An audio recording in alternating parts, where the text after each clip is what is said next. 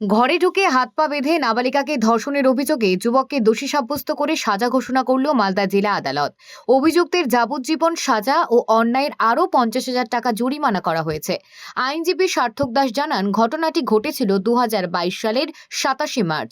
সেদিন রায়হান শেখ নামে এক তরুণ এক নাবালিকার বাড়িতে ঢুকে পড়ে পা বেঁধে তাকে ধর্ষণ করে। রায়হান নামে ওই যুবক নাবালিকার বাবার সঙ্গে লেবারের কাজ করত। সেই থেকেই ওই পরিবারের সঙ্গে পরিচয় ছিল রাহানের। ঘটনার দিন এ নিয়ে ইংরেজবাজার থানায় অভিযোগ দায়ের করেন ওই নাবালিকার বাবা। অভিযোগের ভিত্তিতে পুলিশ রায়হানকে গ্রেপ্তার করে তদন্ত শুরু করে। 17 জনের সাক্ষীর ভিত্তিতে আজ বিচার রাজীব সাহা রায়হানকে বুধবার দোষী সাব্যস্ত করেন এবং আজ তার সাজা ঘোষণা করা হয়।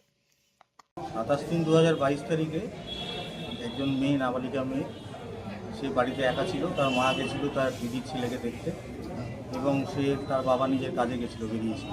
এই সুযোগটা নিয়ে কিছুক্ষণ পর বাড়িতে এসে মেয়েটিকে তার হাত দিয়ে জামা খুলে হাত বেঁধে মুখে ওড়না গুঁজে ব্রুটালি রেপ করে এবং তার প্রফিউজ ব্লিডিং হয়।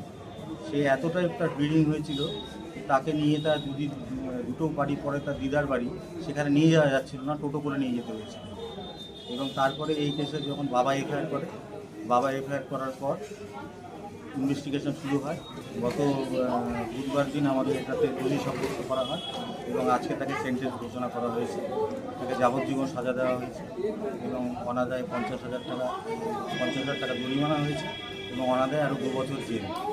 এই বিচারক ছিলেন আমাদের Rajib Saha, ADJ second court cum special court পক্ষ, আর আমার নাম হচ্ছে সার্থক দাস, আমি স্পেশাল পিপি পক্ষ।